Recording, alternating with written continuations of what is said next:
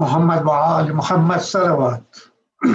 اللهم صل على Muhammad وآل Muhammad. We'll be starting tonight's program.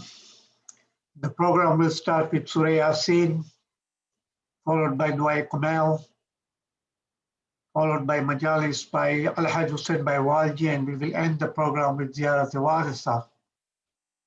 This Surah Yasin is recited in Isal Sawab of Marhum Irshad Yusuf Ali Rashid, and for Kul Mu'mineen and Mu'minat Al-Fatiha.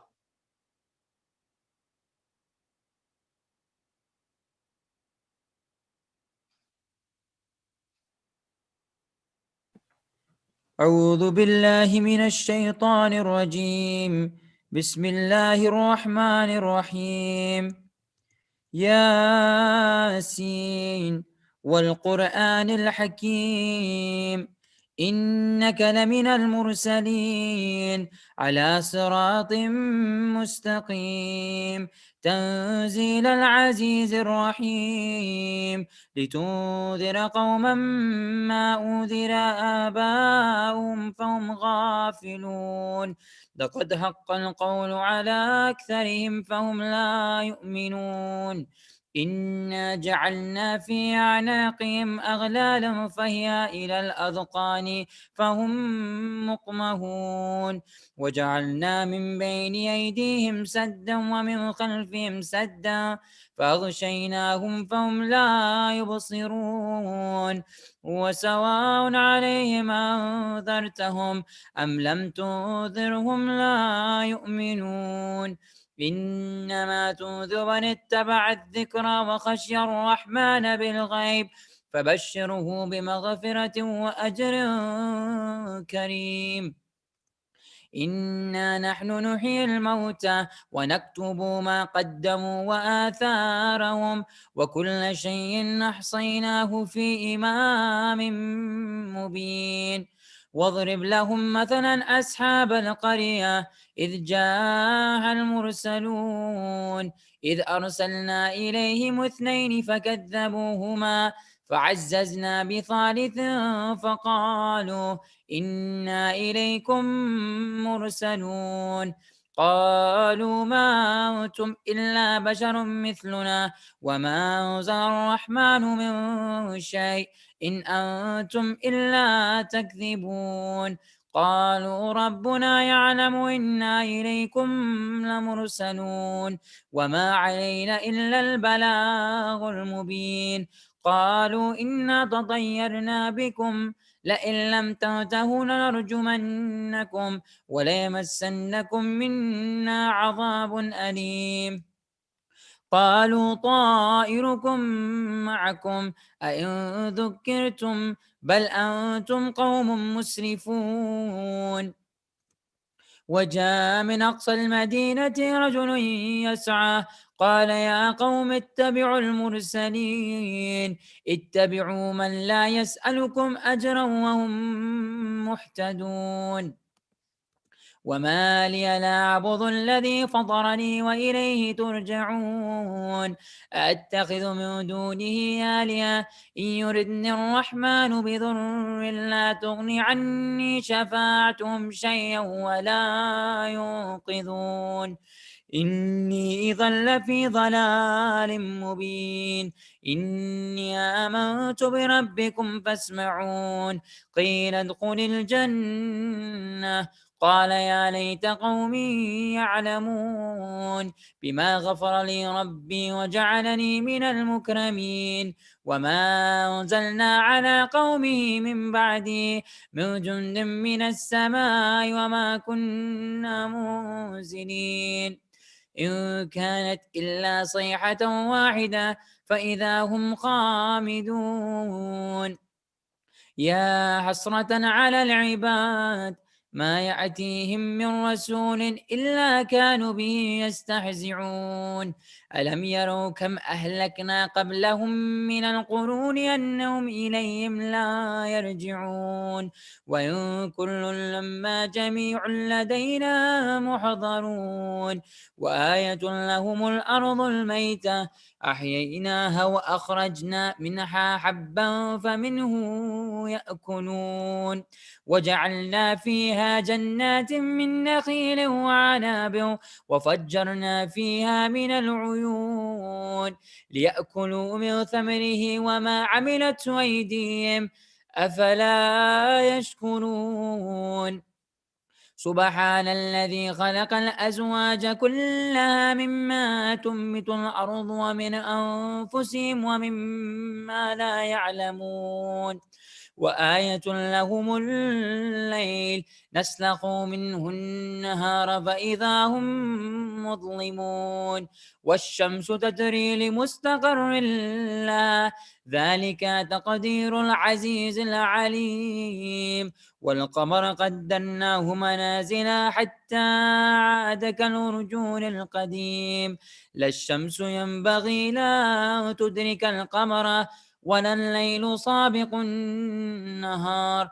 وكل في فلك يسبحون وآية لهم أنا حملنا ذريتهم في الفلك المشحون وخلقنا لهم من مثله ما يركبون وإن نشأ نغرقكم فلا صريخ لهم ولا هم ينقذون إلا رحمة منا ومتاعا إلى حين وإذا قيل لهم اتقوا ما بين أيديكم وما خلفكم لعلكم ترحمون وما تأتيهم من آية من آيات ربهم إلا كانوا عنها معرضين وإذا قيل لهم أنفقوا مما رزقكم الله قال الذين كفروا للذين آمنوا ونطعموا من لو يشاء الله وطعمه إن أنتم إلا في ضلال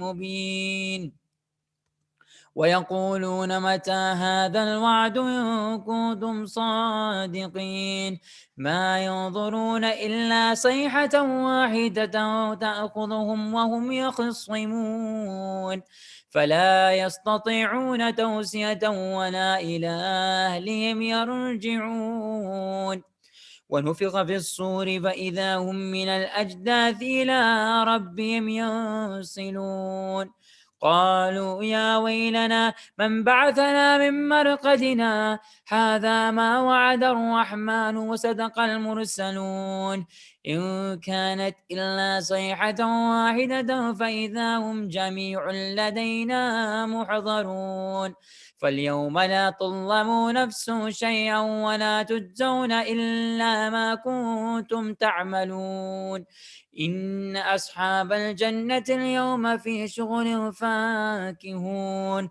هم وأزواجهم في ظلال على الأرائك متقعون لهم فيها فاكهة ولهم ما يدعون سلام قولا من رب رحيم وامتازوا اليوم أيها المجرمون ألم أعهد إليكم يا بني آدم ألا تعبدوا الشيطان إنه لكم عدو مبين وأن اعبدوني هذا صراط مستقيم ولقد أذل منكم جبلا كثيرا أفلم تكونوا تعقلون هذه جهنم التي كنتم توعدون اصلوها اليوم بما كنتم تكفرون اليوم نختم على أفواههم وتكلمنا أيديهم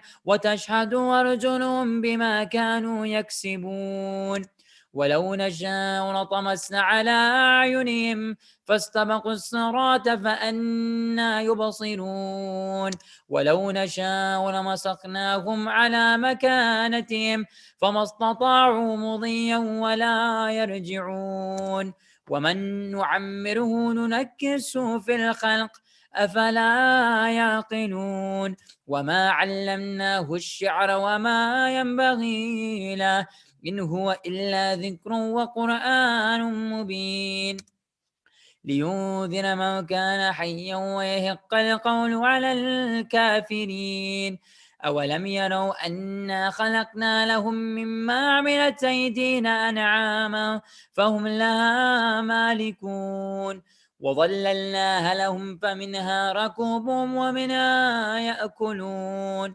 ولهم فيها منافع ومشارب أفلا يشكرون واتخذوا من دون الله آلهة لعلهم ينصرون لا يستطيعون نصرهم وهم لهم جند محضرون فلا يحزنك قولهم إنا نعلم ما يصرون وما يعلنون ولم ير الإنسان أنا خلقناه من نطفة فإذا هو خصيم مبين وضرب لنا مثلا ونسي خلقه قال من يحيي العظام وهي رميم قل يحييها الذي أنشاها أول مرة وهو بكل خلق عليم الذي جعل لكم من الشجر الأخضر نارا فإذا أنتم منه توقدون أوليس الذي خلق السماوات والأرض بقادر على أن يخلق مثلهم بلى وهو الخلاق العليم إنما أمره إذا أراد شيئا أن يقول له كن فيكون فسبحان الذي بيده ملكوت كل شيء وإليه ترجعون صدق الله العلي العظيم صوت مباركة الفاتحة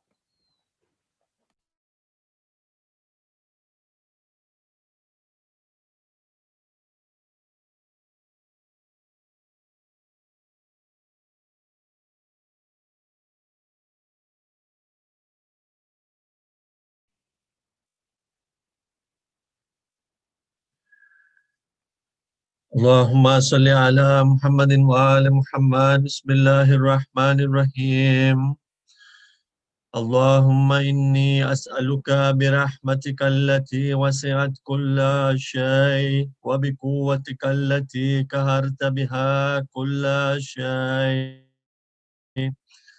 وخضع لها كل شيء وذل لها كل شيء وبجبروتك التي غلبت بها كل شيء وبعزتك التي لا يقوم لها شيء وبعظمتك التي ملأت كل شيء وبسلطانك الذي على كل شيء وبوجهك الباقي بعد فناء كل شيء وبأسمائك التي ملأت أركان كل شيء وبعلمك الذي أحاط بكل شيء وبنور وجهك الذي أضاء له كل شيء يا نور يا قدوس يا أول الأولين ويا آخر الآخرين.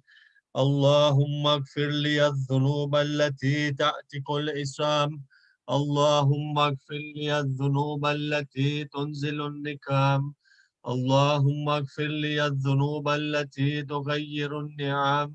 اللهم اغفر لي الذنوب التي تحبس الدعاء. اللهم اغفر لي الذنوب التي تنزل البلاء. اللهم اغفر لي كل ذنب أذنبته وكل خطيئة أخطأتها. اللهم إني أتقرب إليك بذكرك وأستشفي بك إلى نفسك، وأسألك بجودك أن تدنئني من قربك، وأن توزئني شكرك، وأن تلهمني ذكرك. اللهم إني أسألك سؤال خاطئ المتذلل خاشع أن تسامحني وترحمني وتجعلني باسمك راضيا قانئا وفيه جميع الأحوال متواضعا. اللهم وأسألك سؤال من اشتدت فاقته وأنزل بك عند الشدائد حاجته وأذمى فيما عند رغبته. اللهم عزم سلطانك وعلى مكانك وخفي مكرك وظهر أمرك وغلب قهرك وجرت قدرتك ولا يمكن الفرار من حكومتك.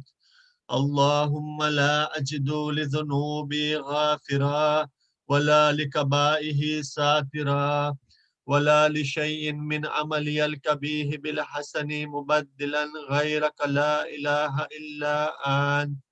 سبحانك وبحمدك ظلمت نفسي وتجرحت بجهلي وسكنت إلى قديم ذكرك لي ومنك علي. اللهم مولاي كم من كبيه سترت وكم من فاده من البلاء أقلت وكم من إثار وقيت وكم من مكروه دفعت وكم من ثناء الجميل لست أهلا له نشرت. اللهم عزم بلائي وأفرت بي سوء حالي وكسرت بي أعمالي وكادت بي أغلالي وحبسني النفع بود عملي وكذعتني الدنيا بغرورها ونفسي بجنايتها ومطالي يا سيدي. فأسألك بعزتك ألا يعجب عنك دعائي سوء عملي وفعالي ولا تفزحني بخفي ما اطلعت عليه من سري ولا تعاجلني بالعقوبة على ما عملته في خلواتي من سوء فعلي وإساءتي ودوام تفريطي وجهالتي وكثرة شهواتي وغفلتي. وكن اللهم بعزتك لي في كل الأحوال رؤوفا وعلي في وعلي في جميع الأمور عطوفا. إلهي وربي من لي غيرك أسأله كشف ذري والنظر في أمري. إلهي ومولاي أجريت علي حكما اتبعت فيه هوى نفسي ولم أحترس فيه من تزيني عدوي فغرني بما أهوى وأسعده على ذلك القضاء فتجاوزت بما جرى علي من ذلك بعد حدودك وخالفت بعض أوامرك. فلك الحمد علي فيه جميع ذلك ولا حجة لي في ما جرى علي فيه قضاؤك وألزمني حكمك وبلاؤك. وقد أتيتك يا إلهي بعد تقصيري وإسرافي على نفسي مؤتذرا نادما منكسرا مستقيلا مستغفرا منيبا مكرا مذئنا مؤترفا لا أجد مفرا مما كان مني ولا مفزعا أتوجه إليه في أمري غير قبولك أذري وإدخالك إياي في ساعة من رحمتك. اللهم فاقبل أذري وارحم شدة ذري وفكني من شد وثاقي. يا ربي ارحم زعف بدني وركة جلدي ودكة عظمي، يا من بدا خلقي وذكري وتربيتي وبري وتغذيتي، هبني لابتداء كرمك وسالف برك بي يا إلهي وسيدي وربي. أتراك مؤذبي من نارك بعد توحيدك وبعد من توى عليه قلبي من معرفتك ولهج به لساني من ذكرك واعتده زمير من حبك وبعد صدق اعترافي ودعائي خاضعا لربوبيتك. هيهات أنت أكرم من أن تطيع من ربيته أو تبعد من أدنيته أو تشرد من آويته أو تسلم إلى البلاء من كفيته ورحمته. وليت شهري يا سيدي وإلهي ومولاي أتسلط النار على وجوه خرت لعظمتك ساجدا وعلى ألسن نطقت بتوحيدك صادقا وبشكرك مادها وعلى قلوب اعترفت بإلهيتك محققا وعلى زمائر حوات من العلم بك حتى صارت خاشعة وعلى جوارها سعت إلى أوطان تعبدك طائعة وأشارت باستغفارك مذئنا. ما هكذا بك ولا أخبرنا بفضلك عنك يا كريم. يا ربي وأنت تعلم ضعفي عن قليل من بلاء الدنيا وعقوباتها وما يجري فيها من المكاره على أهلها، على أن ذلك بلاء ومكروه قليل مكسوه يسير بكاؤه كثير مدته، فكيف احتمالي لبلاء الآخرة وجليل ووقوع المكاره فيها، وهو بلاء تطول مدته ويدوم مكامه ولا يخفف عن أهله، لأنه لا يكون إلا عن غضبك وانتقامك وسخطك، وهذا ما لا تقوم له السماوات والأرض. يا سيدي فكيف لي وأنا عبدك الضعيف الذليل الحقير المسكين المستكين. يا إلهي وربي وسيدي ومولاي، لأي الأمور إليك أشكو ولما منها أزج وأبكي لعليم العذاب وشدته أم لطول البلاء ومدته، فلئن سيرتني للعقوبات مع أعدائك وجمعت بيني وبين أهل بلائك وفرقت بيني وبين أحبائك وأوليائك، فهبني يا إلهي وسيدي ومولاي وربي صبرت على عذابك، فكيف أصبر على فراقك؟ وهبني صبرت على حر نارك، فكيف أصبر عن النظر إلى كرامتك؟ أم كيف أسكن في النار ورجائي عفوك؟ فبعزتك يا سيدي ومولاي أقسم صادقا لئن تركتني ناطقا لأزجن إليك بين أهلها زجيج العاملين ولأصرخن إليك صراخ المستصرخين ولأبكين عليك بكاء الفاقدين ولا أنادينك أين كنت يا ولي المؤمنين. يا غاية آمال العارفين، يا غياث المستغيثين، يا حبيب قلوب الصادقين، ويا إله العالمين، أفتراك سبحانك يا إلهي وبحمدك تسمه فيها صوت عبد مسلم سجن فيها بمخالفته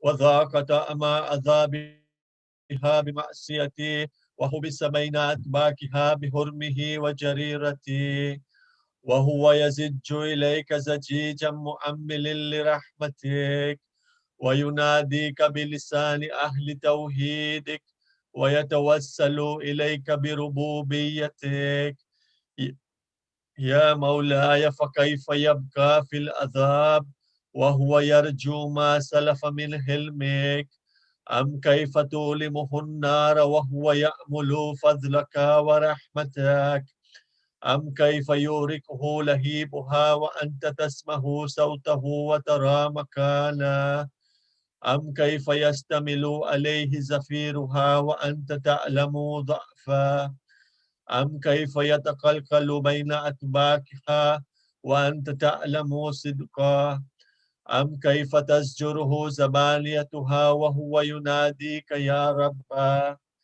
أم كيف يرجو فضلك في إتكه منها فتتركه فيها هيهات ما ذلك الظن بك ولا المعروف من فضلك ولا مشبه لما عاملت به الموحدين من برك وإحسانك فباليقين أكتو لولا ما حكمت به من تعذيب جاهدك وقضيت به من إخلاد معاندين لجعلت النار كلها بردا وسلاما وما كانت لأحد فيها مكرا ولا مكاما لكنك تكدست أسماؤك أقسمت أن تملاها من الكافرين من الجنة والناس أجمعين وأن تخلد فيها المعاندين وأن تجل ثناؤك قلت مبتدعا وتطولت بالإنعام متكرما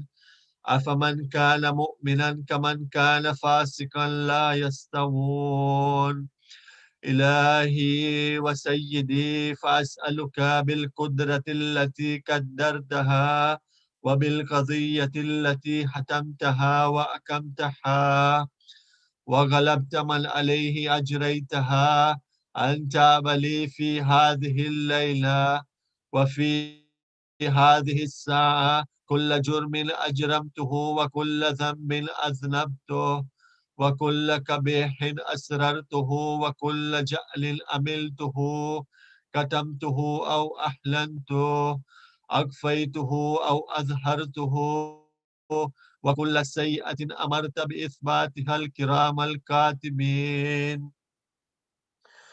الذين وكلتهم بحفظ ما يكون مني وجعلتهم شهودا علي مع جواره وكنت أنت الركيب علي من ورائهم والشاهد لما خفي عنهم وبرحمتك أكفيت وبفضلك سترت وأن توفر حظي من كل خير أنزلت أو إحسان فضلت أو بر نشرت أو رزق بسطت أو ذنب تغفره أو خطأ تستره يا ربي يا ربي يا رب يا إلهي وسيدي ومولاي ومالك ركي يا من بيده ناسيتي يا عليما بذري ومسكنتي يا خبيرا بفقري وفاقتي يا ربي يا ربي يا رب أسألك بحقك وقدسك وعظم صفاتك وأسمائك أن تجعل أوقات من الليل والنهار بذكرك مأمورا وبخدمتك موصولة وأعمالي عندك مقبولة حتى تكون أعمالي وأورادي كلها وردا واحدا وحالي في خدمتك سرمدا يا سيدي يا من عليه معولي يا من إليه شكوت أهوالي يا ربي يا ربي يا رب قوي على خدمتك جواره واشدد على العزيمة جواره وهب لي الجد في خشيتك والدوام في الاتصال بخدمتك حتى أسرح إليك في ميادين السابقين وأسرع إليك في البارزين وأشتاق إلى قربك في المشتاقين وأدنو منك ذنوب المخلصين وأخافك مخافة الموقنين واجتمع في جوارك مع المؤمنين اللهم ومن أرادني بسوء فأرد ومن كاد لي فكد واجعل لي من أحسن عبيدك نسيبا عندك وأقربهم منزلة من وقسم زلفة لديك فإنه لا ينال ذلك إلا بفضلك وجد لي بجودك وعطف علي بمجدك واحفظني برحمتك واجعل لساني بذكرك لهجان وقلبي بحبك متيمان ومن علي بحسن إجابتك واكلني أثرتي واغفر زلتي فإنك قضيت على عبادك بإبادتك وأمرتهم بدعائك وضمنت لهم الإجابة فإليك يا ربي نسبت وجهي وإليك يا ربي مددت يدي فبعزتك استجب لي دعائي وبلغني منايا ولا تقطع من فضلك رجائي واكفني شر الجن والإنس من أعدائي يا سريع الرضا اغفر لمن لا يملك إلا الدعاء فإنك فعال لما تشاء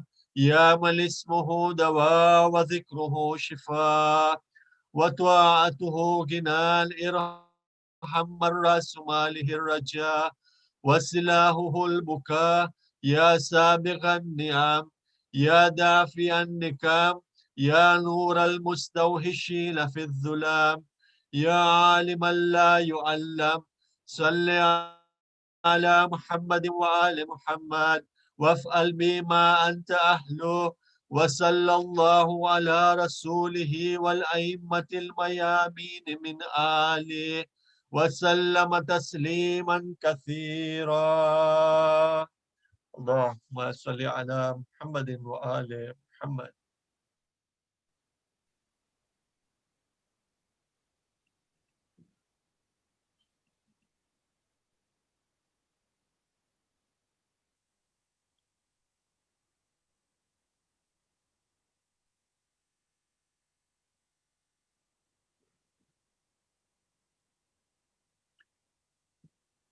بر محمد وآل محمد صلوات اللهم صل على محمد وآل محمد. We are please requested to recite Amma Yujibul 5 times for Brother Abbas, who is the principal of our madrasa. His mother-in-law is in a very critical condition and she's unconscious at this moment. She needs our du'as. Her name is Sister Mumtaz Banu. Please, if we could all recite Amma Yujibul for her shifa and for the shifa of all those mu'mineens who are suffering from COVID or any other diseases. Bismillahir Rahmanir Rahim. Amma yujibul muftarra iza da'ahu wa yakshifu as-su' عما يجيب المضطر إذا دعاه ويكشف السوء عما يجيب المضطر إذا دعاه ويكشف السوء عما يجيب المضطر إذا دعاه ويكشف السوء عما يجيب المضطر إذا دعاه ويكشف السوء برحمتك يا أرحم الراحمين. اللهم صل على محمد. ताज़ीम से लेता है खुदा नामे मुहम्मद क्या नाम है ऐ सल्ले अला नामे मुहम्मद ताज़ीम से लेता है खुदा कुरान में जन्नत में सर अर्श रहा वो कुरान में जन्नत में सर अर्श रहा वो किस शान से खालिक ने लिखा नामे मुहम्मद ताज़ीम से लेता है खुदा दिन रात मैं करता था गुनाह रहमत ने निदा दी दिन रात मैं करता था गुनाह रहमत ने निदा दी गाफिल तो कहीं भूल गया नामे मुहम्मद ताज़ीम से लेता है खुदा क्या डर है अगर कब्र में रह जाए अकेले क्या डर है अगर कब्र में रह जाए अकेले है उम्मते आसी को असा नामे मुहम्मद ताज़ीम से लेता है खुदा बर मोहम्मद व आली मोहम्मद सल्लल्लाहु अल्लाहुम्मा सल्ली अला Muhammad. Surah Fatiha is requested for Marhum Irshad Rashid as well as for all of our Marhumeens. Surah Fatiha.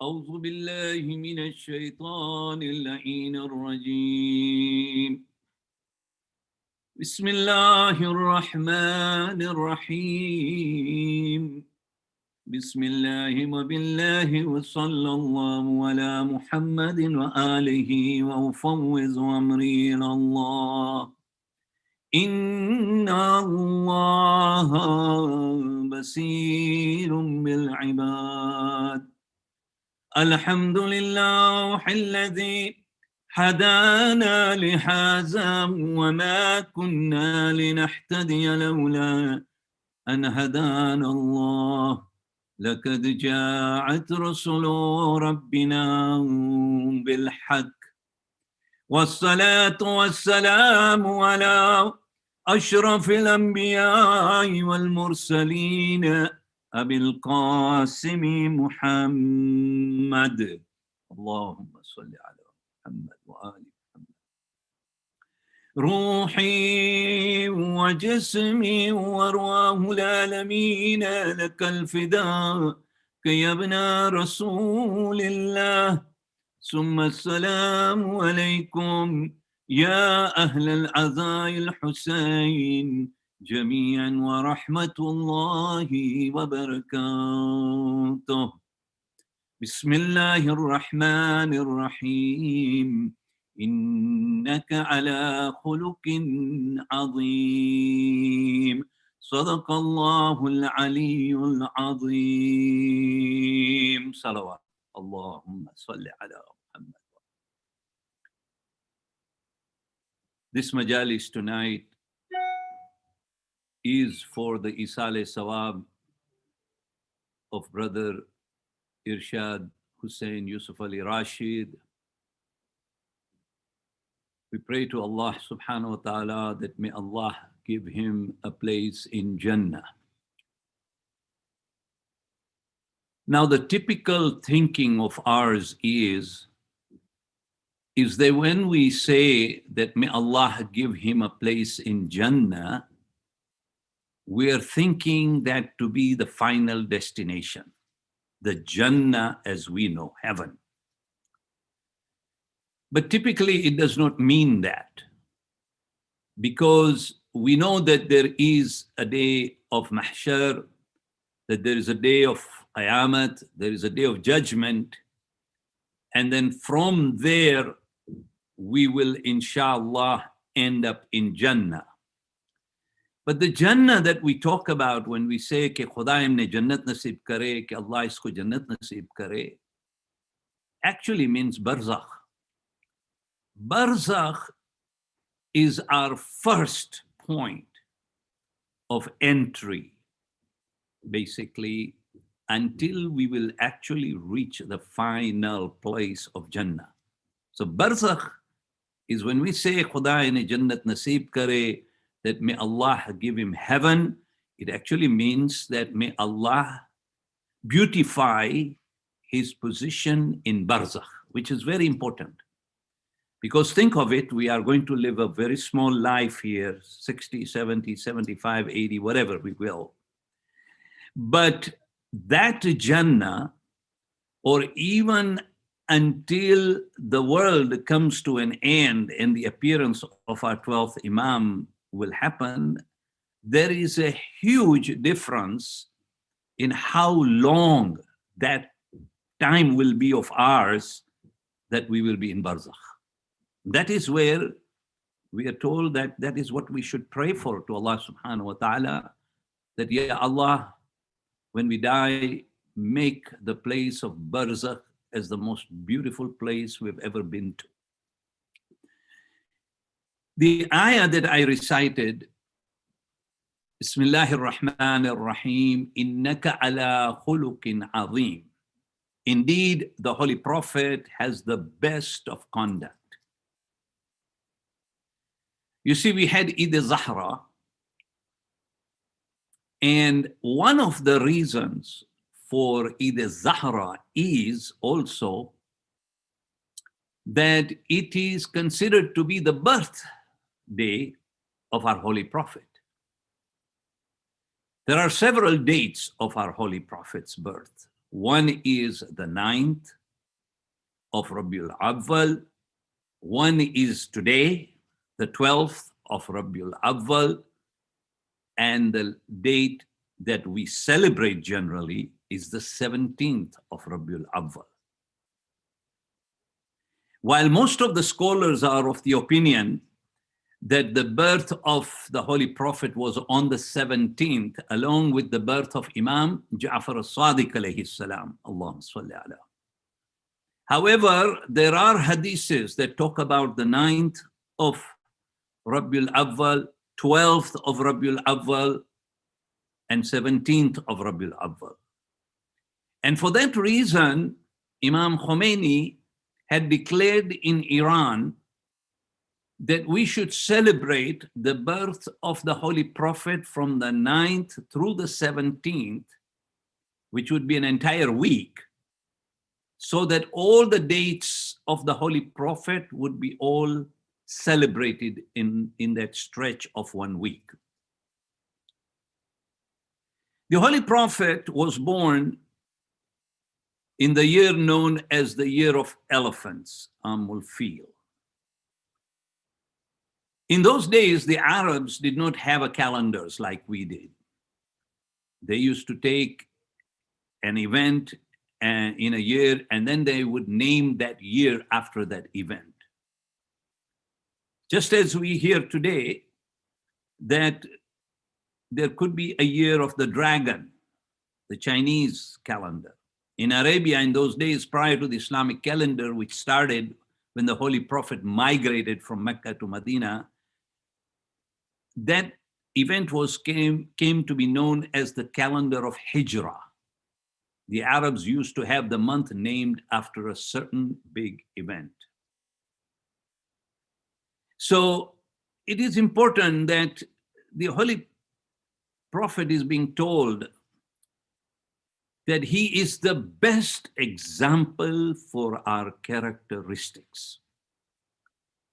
And my brothers and sisters in Islam, to just have belief in the Holy Prophet and say, I believe in the Holy Prophet, but I act away from his character, then we are not believers of the Holy Prophet.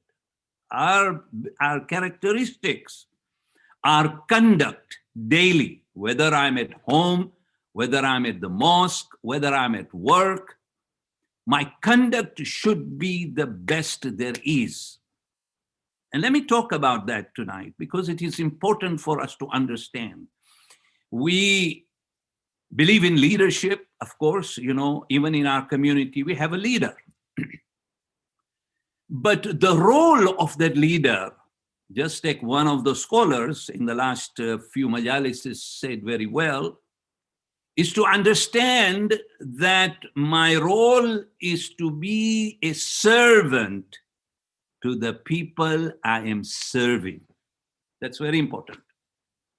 If just that sort of thing gets into our mind, that I am not a leader of the community, I am the servant of the community, then the whole process, the thinking process, changes of a human being.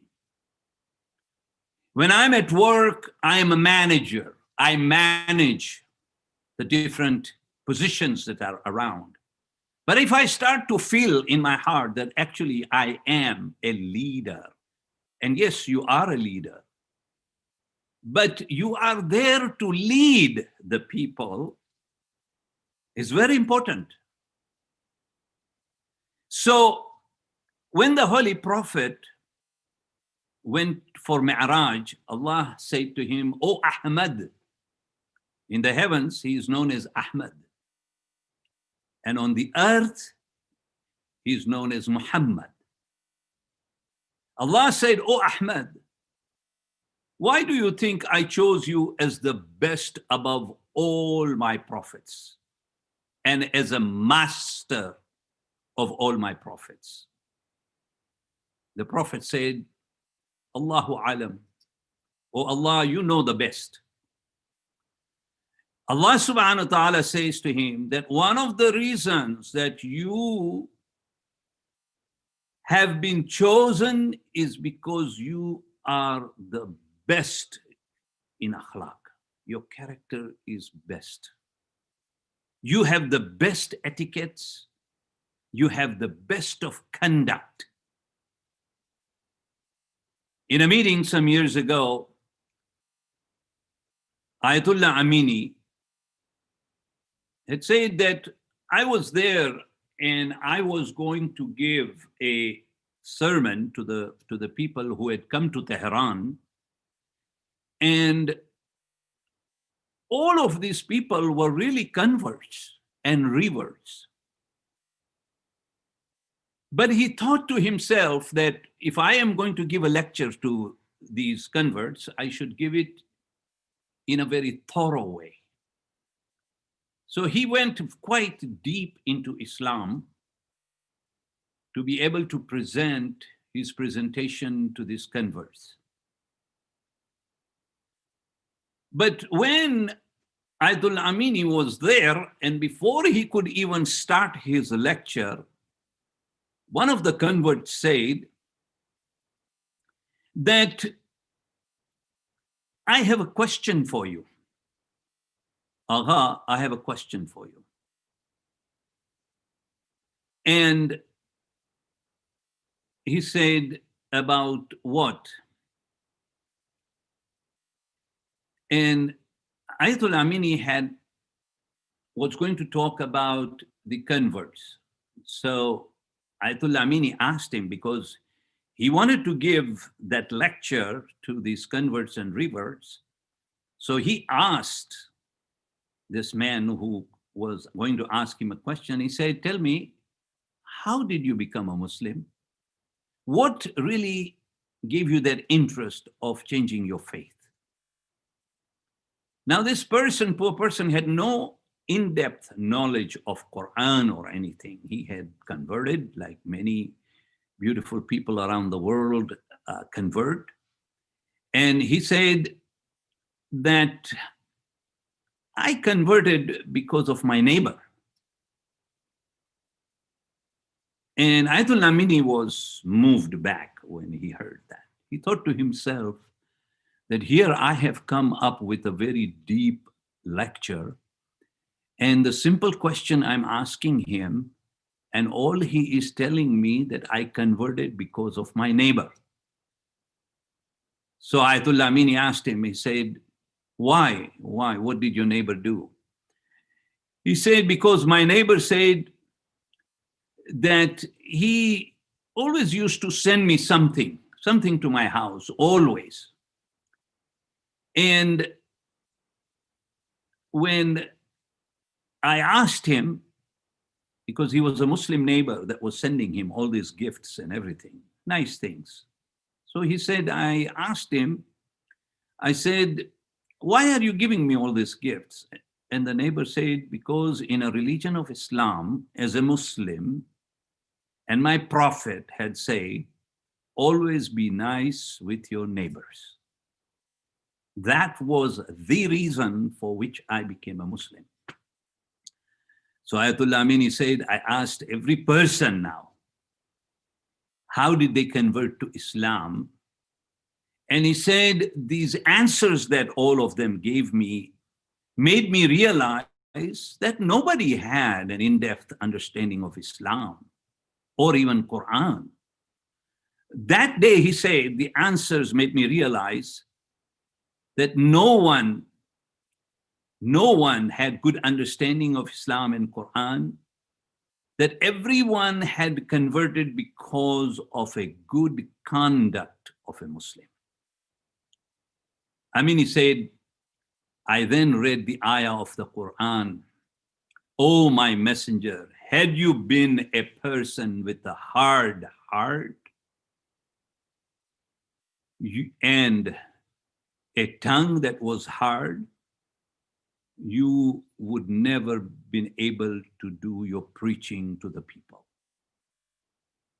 Imagine the Holy Prophet is being told in the Holy Quran that because of his behavior being what? That he was very soft at heart. And this is a difficulty we have sometimes as leaders of our community. Sometimes we just say something and then realize what I had said was wrong, but by the time the hurt starts to spread, and it doesn't look good, nor does it make me any better. So it's very important for us to understand these things, because this doesn't only apply to leaders. We are leaders at home, we are leaders at work, we are leaders in many different things around the world or in our daily lives that we do. But we should be the best of example. So what is the first thing that impresses a person? This is a good question. I want you to think. What do you think is the first thing that impresses a person?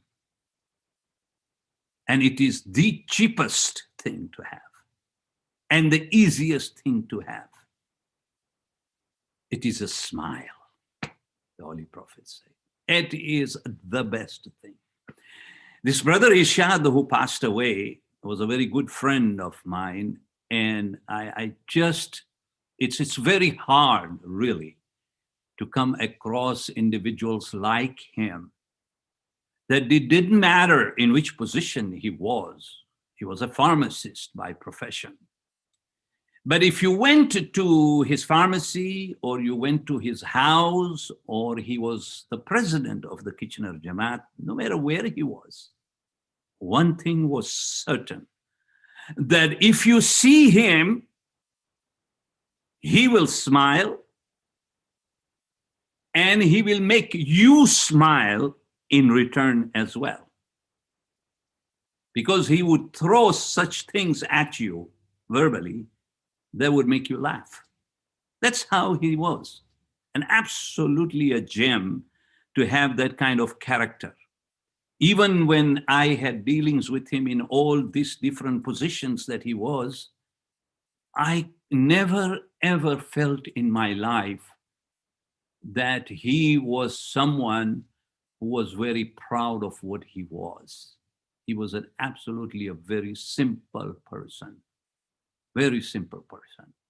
And may God give him a great place in Barzakh, because even for myself, he was an inspiration. Every time I talked to him, we discussed something, he was just beautiful at that time. So it's important that we understand that smile is a key to success. The Holy Prophet had a smiling face. The enemies of Imam Ali alayhi salam always used to criticize Imam Ali alayhi salam. And they used to say that you are always smiling. And Imam Ali alayhi salam, he said, and these people used to say, you know, the thing that really sometimes when we look at Imam Ali alayhi salam, even though we thought that he was our biggest enemy, but one thing was always sure, that when Imam Ali alayhi salam was approached by anyone, he would smile. And therefore, it's very, very important for us to understand. Remember, arrogance is never a success in every aspect of our life. Some people love to walk like they own the world. The Holy Prophet, he would hold his abba, and he walked so humbly, but a very simple person. That is why it's so important that our conduct at every time should be what the Holy Prophet was all about. He was the prophet until the day of judgment. And it's very, very important that we understand that if we are to have our belief in him, not only how we conduct ourselves towards others, but remember, it is important for us to earn the respect of others as well. Sometimes a minor mistake in life puts us on the wrong side of the road. And that is so critical for us to understand. And one of the things that the Holy Prophet used to talk about, he said, don't treat other people like the way you need to be treated, not that you are being mistreated.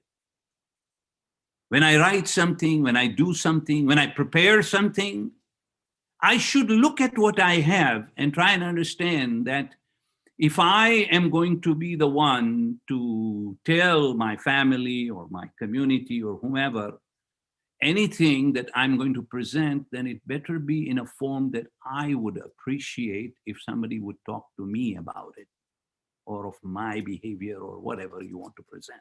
That's why it's so critical that as followers of our Prophet, we follow what Allah subhanahu wa ta'ala is saying, that he is the best example.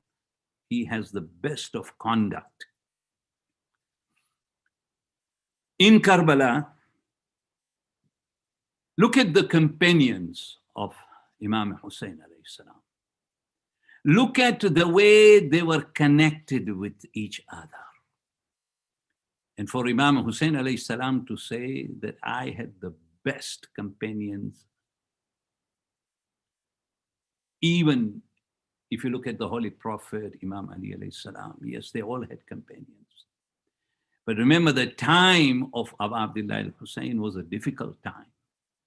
For these people to come forward and to say, we will support you, we will help you, and if time came, we would give our head for you. These were not just simple companions. In one of the events, when the Holy Prophet, when the Imam Hussein alayhi salam sat with his companions and he was discussing with them about the event of Ashura as to what may transpire there. He went to the extent of saying that even though it was a night time and the candles were all on and people were able to see each other, he said, I will shut off these candles. If there is anyone who would want to leave, please go ahead and leave. This is a good time to leave. And I will bless you for that. But these were not just people that were talking by mouth. They wanted to show their actions that they loved Abu Abdullah al-Hussein.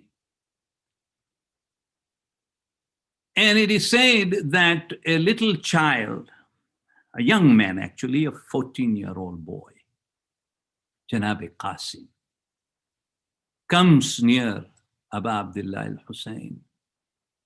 And he said, Uncle, can you tell me,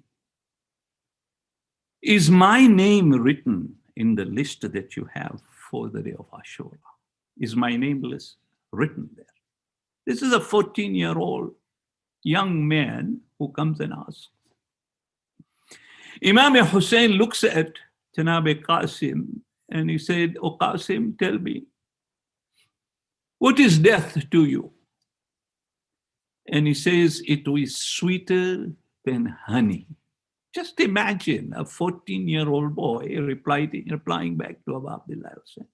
What kind of upbringing this child had, and what kind of upbringing the children of Karbala had, that he had asked this young boy, and this boy replied that it is sweeter than honey. And Imam Hussein said, Oh Qasim, your name is written on this list. When he was ready to go towards the Maidan of Karbala, the land of Karbala, it is said that his sword that he had next to him was dragging on the sands of Karbala. As he, just imagine how young he was. And as he started to go towards the battlefield, he started to fight with the people. But the first thing he did was he wanted to remind these people as to who he was. And he told them that I am the son of Hassan Mujtaba. I am the grandson of Ali Murtada. My prophet is my great-grandfather. And this is how he was trying to sort of declare himself so that people understand that who are they up against. It is said that he started to fight. And as he was fighting, there came a time when his sandals were not feeling well. And as he was fighting, he thought, let me fix my sandals. But the moment he leaned down and he started to fix his sandals, these people came around him and gave him a blow on his neck and on his back. Qasim, it is said that there are riwayats that he fell down and the horses started to move back and forth. But when he fell down, he said, Assalamu alayka ya Aba Abdullah al-Hussein. Imam came running to him, but when Imam had came, the sand was blowing and he was not able to see Qasim. When the sand settled down, finally, Imam Hussein looks at Qasim and the condition he was in. Came near him and said, "Oh, my nephew, forgive me that I was not able to get next to you in time." على لعنة الله على القوم الظالمين سيعلم الذين ظلموا ينقلب ينقلبون إنا لله وإنا إليه راجعون. رحم الله من قرأ الفاتحة.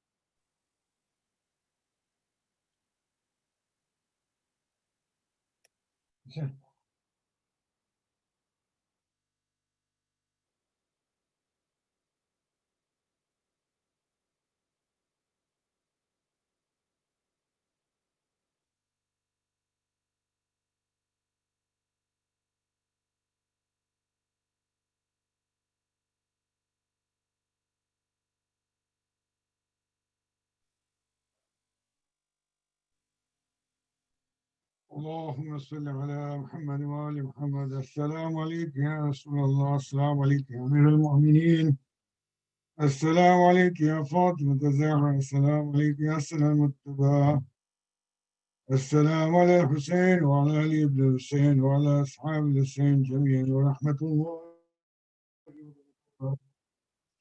السلام عليك يا وارث آدم صفة الله. السلام عليك يا وارث نوح النبي الله. السلام عليك يا وارث إبراهيم خليل الله. السلام عليك يا وارث موسى كليم الله. السلام عليك يا وارث عيسى روح الله. السلام عليك يا وارث محمد حبيب الله. السلام عليك يا وارث أمير المؤمنين عليه السلام ولي الله. السلام عليك يا ابن محمد المصطفى. السلام عليك يا ابن علي المرتضى. السلام عليك يا ابن فاطمة الزهراء. السلام عليك يا ابن خديجة الكبرى. السلام عليك يا ثار الله وابن ثاره والوتر الموتور. أشهد أنك قد قمت الصلاة وآتيت الزكاة وأمرت بالمعروف ونهيت عن المنكر وأطعت الله ورسوله حتى أتاك اليقين. فلعن الله أمة قتلتك ولعن الله أمة ظلمتك ولعن الله أمة سمعت بذلك فرضيت به. يا مولاي يا أبا عبد الله، أشهد أنك كنت نورا في الأسلام الشامخة والأرحام المطهرة، لم تنجسك الجاهلية بأنجاسها ولم تلبسك من متلئمات ثيابها، وأشهد أنك من دعائم الدين وأركان المؤمنين، وأشهد أنك الإمام البر التقي الرضي الذكي الهادي المهدي، وأشهد أن الأئمة من ملكك كلمة التقوى وإعلام الهدى والعروة الوثقى والحجة على أهل الدنيا، وأشهد الله وملائكته وأنبياءه ورسله أني بكم مؤمن وبإيابكم موقن بشرائع ديني وخواطيم عملي، وقلبي لقلبكم سلك وأمري لأمركم متبع. صلوات الله عليكم وعلى أرواحكم وعلى أجسادكم وعلى أجسامكم وعلى شاهدكم وعلى غائبكم وعلى باطنكم.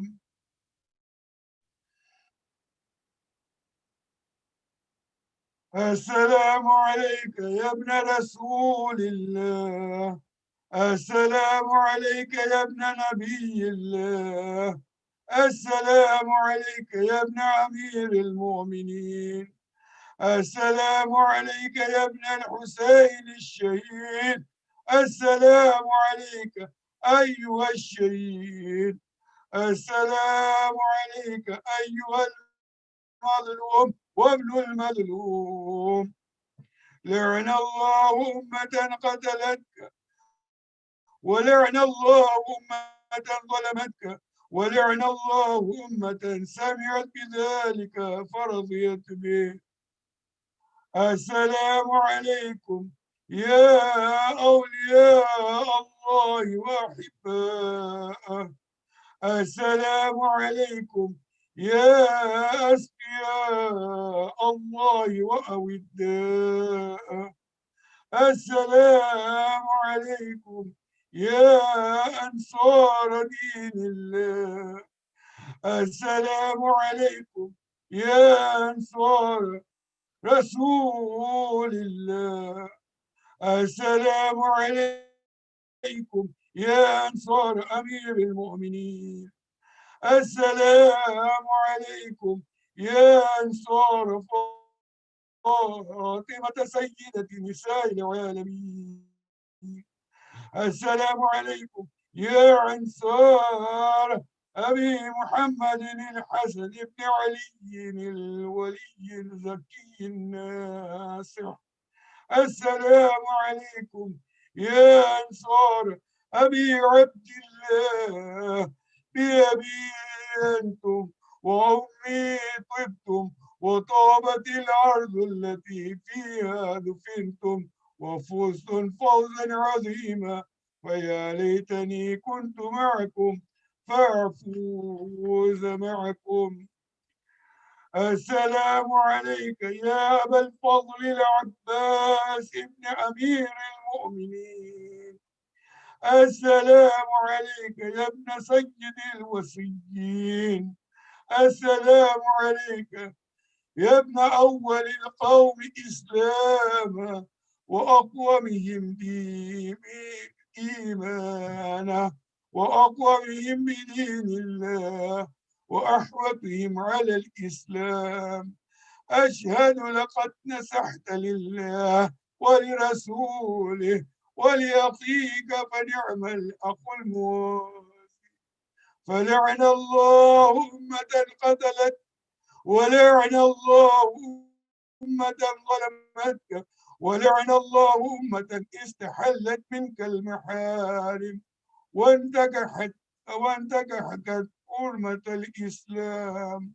فنعم الصابر المجاهد المحامي الناصح والأخ الدافع، أنا خيل مجيب إلى طاعة ربه الراغب فيما زين فيها غيره من الثواب الجليل والثناء الجميل، ولأحقق الله بدرجة آبائك في جنات النعيم. اللهم إني تعرضت لزيارة أوليائك كرامك في ثوابك رجاء لمغفرتك وجزيل إحسانك، فأسألك أن تصلي على محمد وآله الطاهرين، وأن تجعل رزقهم بهم نارا وعيشي بهم قارة وزيارة بهم مقبولة وحياتي بهم طيبة، وأدرجني إدراج المكرمين، واجعلني ممن ينقلب من زيارة مشاهد أحبائي مفلحا منجحا قد استوجب غفران الذنوب وستر العيوب وكشف الكروب، إنك أهل التقوى وأهل المغفرة. السلام عليك يا غريب الغرباء السلطان بالحسن علي بن موسى الرضا، كن شفيعنا وشفيع والدينا في جميع السلام عليكم ورحمة الله وبركاته. السلام عليك يا صاحب العصر والزمان، السلام عليك يا شريك القرآن، السلام عليك يا قامة الإيمان، السلام عليك يا إمامنا وإمام الإنس والجان، عجل الله فرجك وسحر الله تعالى مخرجك وظهورك ورحمة الله وبركاته. اللهم صل على محمد وآل محمد. بسم الله الرحمن الرحيم.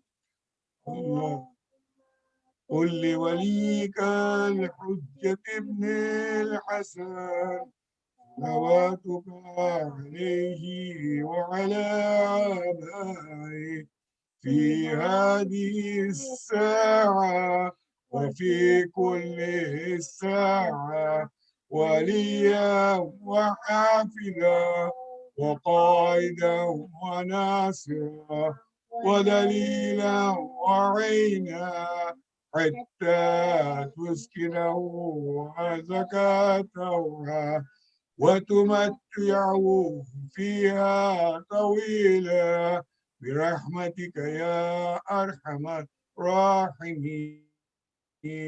اللهم صل على My brothers and sisters, Assalamu alaikum wa rahmatullahi wa barakatuh. I have a quick announcement. Inshallah, tomorrow at 7:30 p.m., we will have a special general meeting.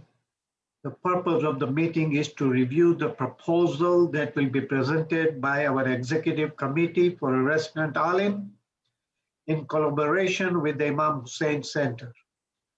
For the safety of our members during the COVID-19 pandemic, the meeting will be held virtually via Zoom. The text messages has been sent out, emails have been sent out. Please read for more information, and inshallah we will start the program tomorrow. The meeting will start at 7:30 p.m. If you have any questions, feel free to call any member of the executive committee for more information. Muhammad wa ali Muhammad.